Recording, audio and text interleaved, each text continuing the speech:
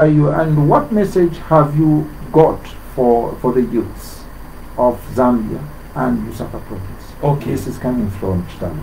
The message that we have as the youth or as the political party, we have said we are going to create industries in this country. When you put up industries, these industries will be producing clothes. They'll be producing things like juice. Today, when you look at our country is, it's only governed by trade skills when it comes to production. But if we have more of trade skills replicate, Zambia can be okay. Today, without trade skills, tell me where you can be buying this boom. Tell me where you can be buying this extra. Tell me where you can be buying all these things that are in these shops. Many of them are made by trade skills. But if we have more of trade skills in this country, it can be okay. Apart from that, when you look at the civil servants in this country, they have accumulated debt, and we are saying immediately we come into power, all those debts that these civil servants are having, it will be cancelled. Immediately those are cancelled. What we are going to do is we are going to make sure these civil servants start afresh. When they start afresh, they are going to be at least okay. Even their family will be fine. Apart from that, Mr. Chico, we have got a country which has got a lot of tourist sectors or tourism sectors. We have got one in Livingston, we have got one in Wapula, we have got a number of them in this country. But the Minister of Arts and Tourism doesn't understand how all this operates. Immediately you increase the salaries of these people who are civil servants. These people are working in these places. And by the way, Zambia will only be called a better place only when people are receiving basic needs, only when they are receiving things like best medical care, and they are getting the job immediately they want to work. That is when Zambia can be called a better place. Today in this country, these youths during the time of Kaunda, it was Kaunda was taking them in Sioma, Nkeyema, Mungwi, to take the understand of the advantages of those places by involving themselves in research and development. Technology is new in this country or in this world, and the people who understand it are the youths. Immediately those youths are given that chance to work in this research and development.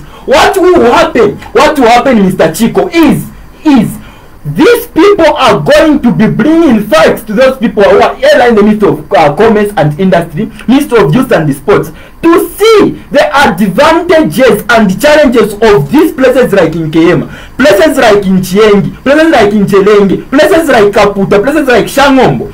Immediately that is done, and that is why we saw even Kaunda had to put up the company in Livingston which was assembling vehicles. That is why in this country we are making our own shoes, and that is where we want to take the country to. Where Zambia will start producing its own clothes. Zambia will start producing its own vehicles, phones. We have got copper in this country. We have got manganese, and many of the components which they use on the stoves, it comes from copper and manganese. But the problem is that we are importing that stove from China, from Japan. Yet you have got copper, we have got gold in this country. Where are we going wrong? I have mentioned it, Mr. Chico, right here to say Malawi, whose population is 18.8 million, managed to employ its population over 80% to only in agriculture, and 80% of that figure, Mr. Chico, is 14.9 million. Meaning 14.9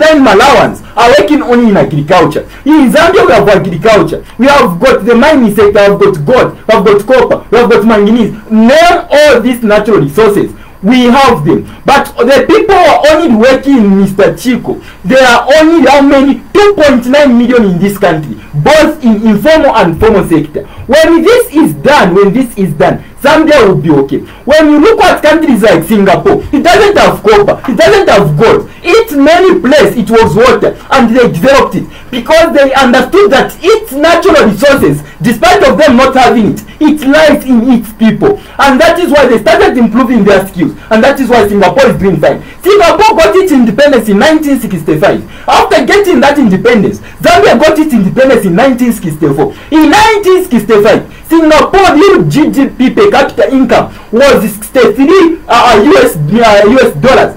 Zambia's per capita income in 1965 was 65 US dollars. But We were ahead of Singapore, but today Singapore is among the top leading economies in this world. Where did we go wrong as a nation? The problem only lies in one area: leadership. And only when we put up leadership which is okay in this country, the leadership of Democratic Party and Mr. Harikala, Zambia will be okay. Zambia will be self-sufficient. Okay. These borders will be closed because we'll be self-sufficient, and coronavirus are going to fight it. Okay, right. Lastly, in just 2 minutes.